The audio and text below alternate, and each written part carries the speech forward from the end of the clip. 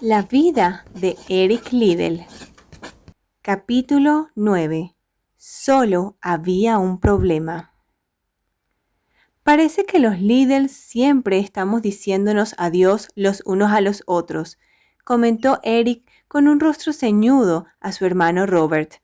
Así es, asintió Robert. Papá ha trabajado mucho. Me preocupa su salud. Probablemente es una buena idea que se tome 2 años de descanso. Eric sonrió. Intentó pensar que sería bueno, pero a él le resultaba más difícil de asimilar que a su hermano. Este ya tenía esposa y una niña pequeña. Eric, por su parte, seguía viviendo con sus padres y disfrutaba de su compañía y de la de sus hermanos menores. Echaría de menos no poder hablar con ellos.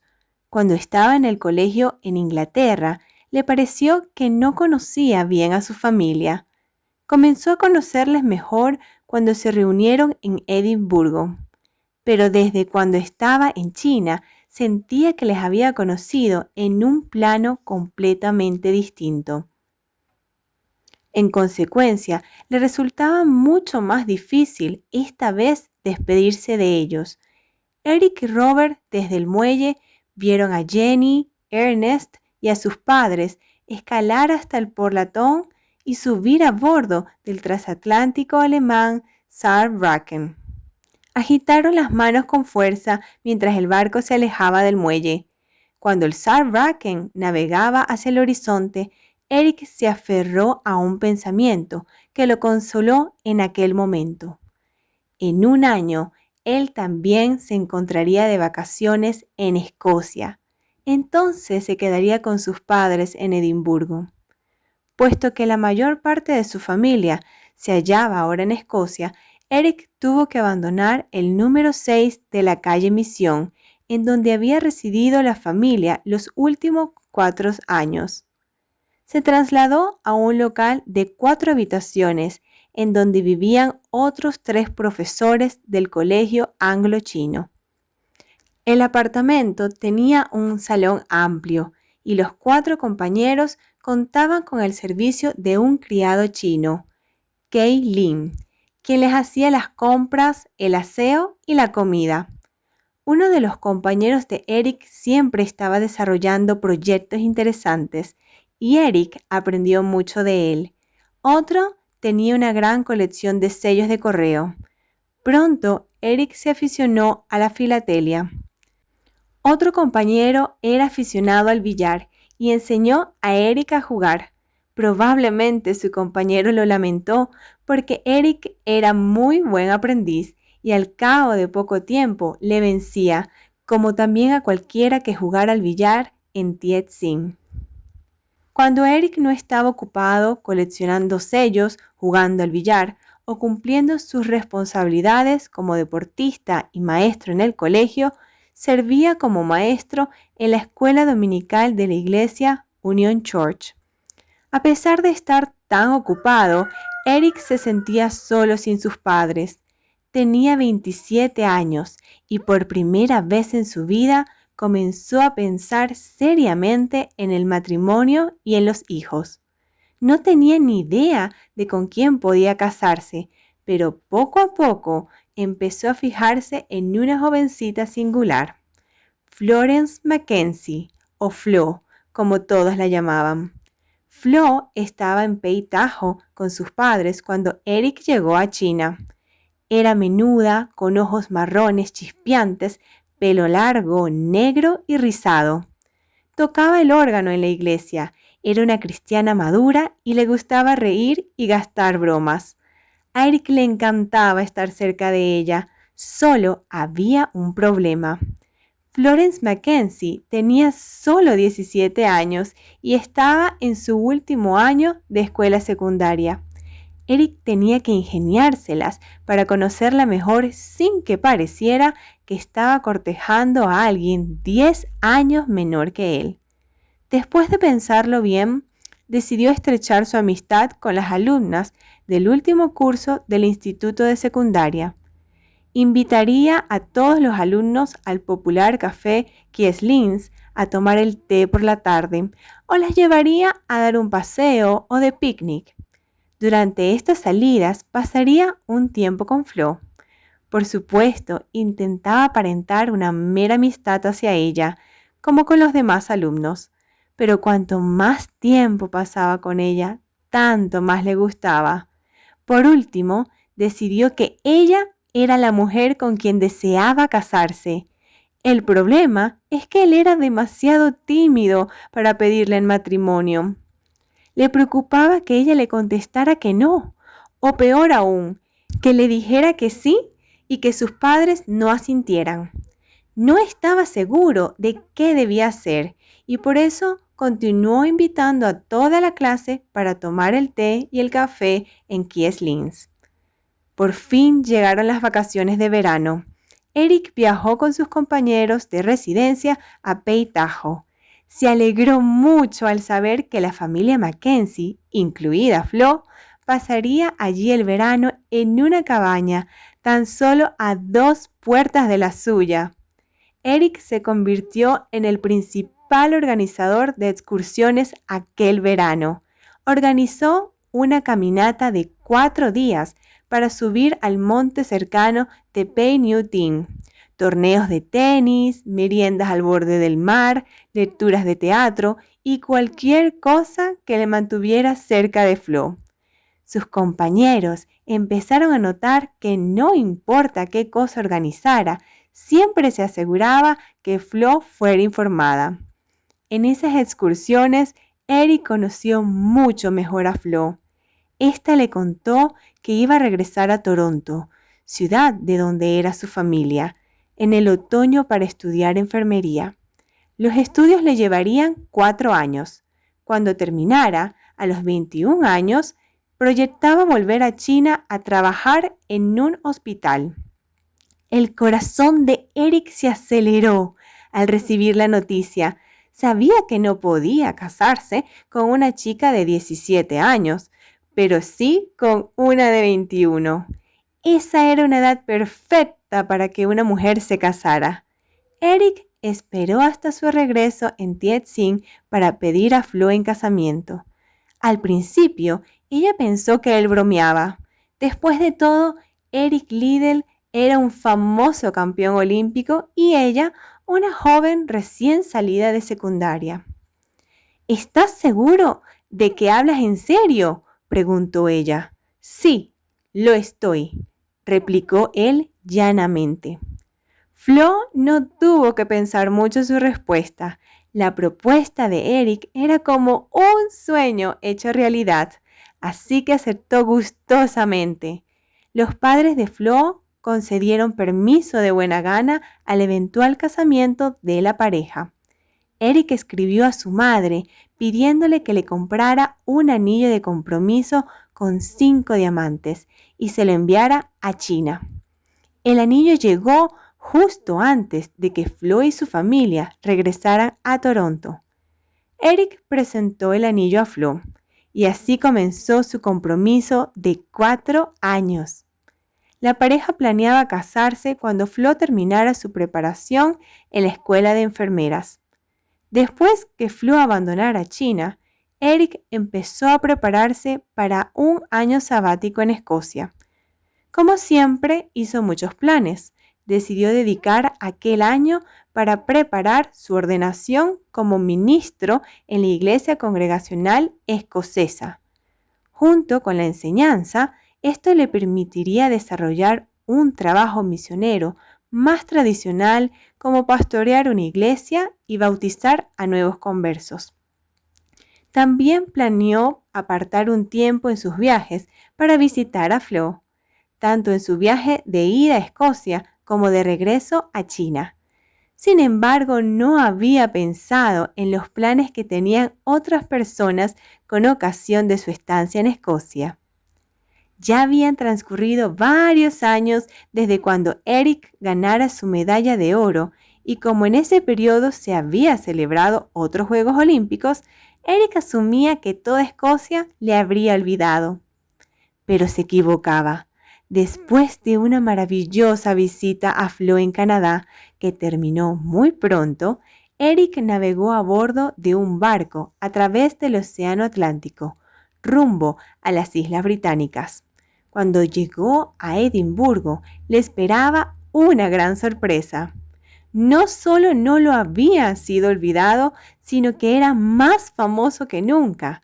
Le esperaba una gran reunión de bienvenida organizada por varios ministros respetados de las iglesias escocesas y algunas estrellas del deporte.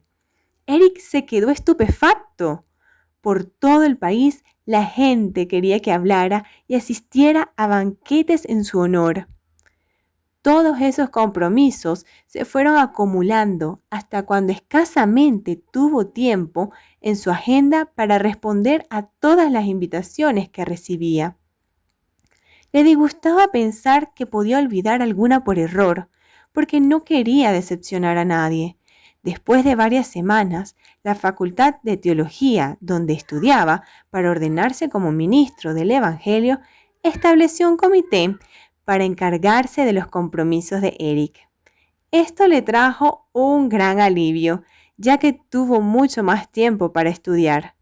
En los fines de semana exponía la palabra donde el comité había dispuesto que hablara. Todavía se ponía nervioso cuando tenía que hablar en público, pero sabía que era una gran oportunidad para explicar a la gente la obra misionera y las necesidades de China. Estas reuniones no se limitaban a Escocia. Eric viajó por Inglaterra e Irlanda para dar conferencias. A todas partes que iba, el escocés volador era recibido como un héroe y mucha gente que de otro modo no habría asistido a la iglesia escuchaba de muy buena gana sus charlas. A Eric le encantaba volver a Edimburgo con su familia. Pasaba tiempo con muchos de sus amigos. El señor Dave Thompson, quien concertara su primera charla en Armadales 6 años antes, se desplazaba a muchas de las reuniones con él. Eric también visitó a Elsa McKenney y a su familia. Elsa todavía era presidente de su club oficial de fanáticas. Ambos mantuvieron una correspondencia regular durante los años que él había pasado en China, y a ella le encantaba volver a verle en persona. Aunque tuvo que dar 2 o 3 charlas cada fin de semana de su año sabático, se sentía más cómodo hablando personalmente con gente como Elsa. Cuando se dirigía a una gran audiencia, procuraba verla como un conjunto de individuos y no como un grupo grande. Eric siempre sintió una preocupación genuina por cada persona con quien se encontraba. Su actitud era lo que la diferenciaba de muchos otros famosos. En cierta ocasión, visitó una iglesia grande. El pastor le pidió que firmara en el libro de visitantes. Eric se alegró de hacerlo y cuando hubo acabado, escribió un carácter del idioma chino al lado. ¿Qué significa?, preguntó el pastor. Significa sigue corriendo, en chino, replicó Eric. El pastor sonrió. ¡Qué bonito! Se lo mostraré a una de las mujeres de la iglesia. Ella siempre firma sus cartas y notas con esas palabras, pero en inglés. A veces parece que ella no tuviera motivos para sonreír, prosiguió el pastor. Tuvo un grave accidente hace 5 años y desde entonces ha tenido que ingresar muchas veces en el hospital. ¿Qué le ocurrió?, preguntó Eric. Pues de todo. Su cuero cabelludo sufrió un corte y perdió un ojo en el accidente. Los médicos le practicaron injertos de piel, pero todo fue muy doloroso. Está casi ciega y sorda y le asaltan jaquecas terribles. Pero le encantará leer tus palabras. Sigue sonriendo en el libro de visitantes. Ese es su mensaje para todos nosotros. ¿Tendrá ella tiempo para recibirme?, preguntó Eric. El pastor le miró sorprendido. ¿Irás a visitarla? Nada le encantaría más que recibir una visita tuya. Así pues, Eric visitó a Bella Montgomery en su casita con terraza de ladrillo. Los dos pasaron una hora charlando felices. Él se admiró de su maravillosa actitud. Más tarde, Bella Montgomery le escribió una carta agradeciéndole su visita. Recibió la carta justo antes de tomar un tren a Londres para dar una charla. Se metió la carta en el bolsillo de la chaqueta para leerla en el tren con más tranquilidad. Eric viajaba solo en su compartimiento. Colocó el equipaje en el soporte superior y se sentó para leer la carta de Bella Montgomery. Sonrió. Tenía faltas de ortografía y gramática, pero en ella explicaba que Jesús era su mejor amigo en medio de todos los problemas. Cuando acabó de leerla, la dobló cuidadosamente y la guardó en el bolsillo de su chaqueta. En la siguiente estación, un joven subió al tren y se sentó en el mismo compartimiento que Eric. Por su semblante, Eric adivinó que el joven se sentía angustiado. Mientras el tren atravesaba las campiñas con su traqueteo, el joven le confió su caso. Perdió el empleo, su novia le abandonó y su familia le tildó de un completo fracaso. Le confesó que no tenía motivos para seguir viviendo y pensaba si el suicidio sería la respuesta adecuada a sus sentimientos. Al principio, Eric no sabía qué responderle. Luego se dio cuenta de que no tenía que hacerlo. Deslizó su mano en el interior de la chaqueta y sacó la carta de Bella Montgomery. «Toma, lee esto», y extendió la carta al hombre. «No sirve de nada», replicó el hombre, tapándose el rostro con las manos. «Por favor, léela, solo es una página». La voz de Eric tranquilizó al hombre, y éste por fin tomó la carta. Cuando acabó de leerla, Eric le contó algo acerca de Bella Montgomery y cómo ella veía las dificultades como oportunidades. Cuando el tren llegó a Londres, el joven se sentía mucho mejor que antes. La carta de Bella Montgomery le sirvió de inspiración. Ya no hablaba de suicidio, sino que consideraba las oportunidades que podrían ofrecérseles en Londres. Una vez en casa, Eric tomó la decisión de no competir en los deportes, puesto que no disponía de tiempo para ello. Pero hizo una excepción. Mientras estuvo en Londres, visitó su antiguo colegio Eltham. Todos los estudiantes conocían a su antiguo alumno más famoso. Las paredes del edificio de administración estaban adornadas con placas y trofeos que Eric y su hermano Robert habían ganado para el colegio. Fue invitado a hacer la entrega de los premios de la fiesta anual de los deportes. Se sentía contento de poder hacerlo, pero eso no bastaba, ya que los chicos querían verle correr en la pista del colegio. Por fin, después de muchas insistencias y amables ruegos, Eric aceptó correr en la prueba de 200 metros contra los mejores del colegio. Se acercó a la salida en zapatos de paseo, con la chaqueta remangada y sin aspecto de corredor.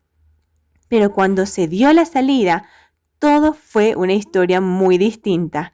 Salió disparado, recorrió la pista y acabó muy por delante del mejor corredor del colegio.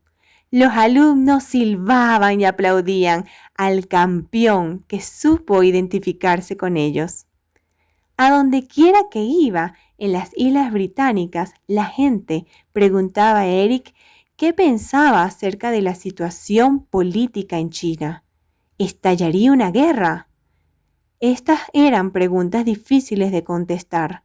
Escocia estaba lejos de Tientsin y las circunstancias cambiaban tan rápidamente allí que a veces Eric no sabía qué responder. El ejército nacionalista, comandado por el general Chiang Kai-shek, y las fuerzas comunistas se encontraban en múltiples choques por todo el país, especialmente en el centro y norte de China.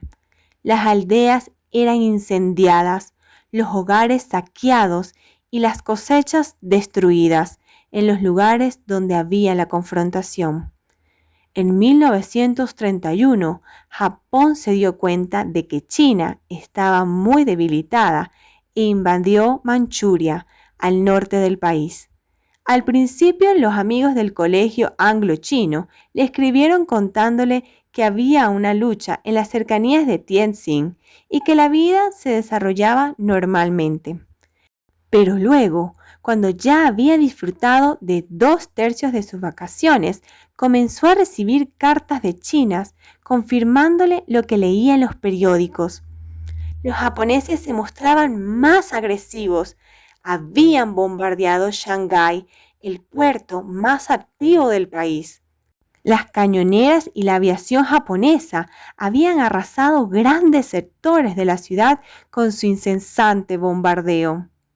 Por último, los británicos consiguieron que Japón detuviera el ataque, pero el futuro de China no parecía estable. El país se hallaba desgarrado por un triple frente de guerra entre comunistas, nacionalistas y japoneses. Eric ignoraba quién podría resultar vencedor. Todas aquellas preguntas, no obstante, le hacían desear su regreso a China.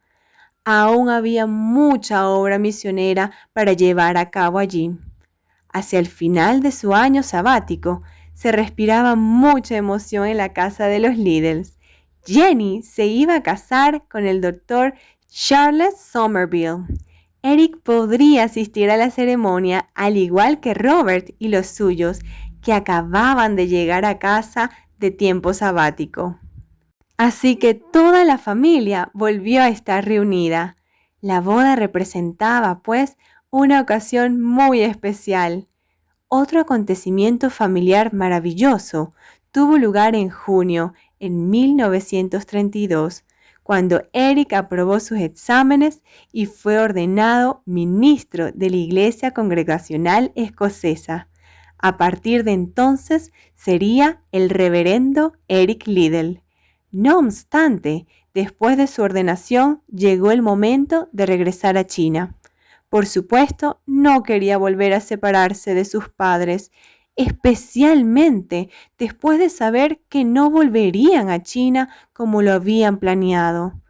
La Sociedad Misionera de Londres decidió que James Liddell no se encontraba en buen estado de salud y que había llegado el momento de jubilarse del trabajo misionero. Mientras Eric hacía los preparativos para su regreso, se consolaba con la idea de que de alguna manera al menos él ocuparía el lugar de su padre que dejaba en China. Eric se sentía triste y a la vez contento cuando partió de nuevo para China. Despedirse de su familia no fue fácil, aunque por otra parte le esperaba una visita en Toronto.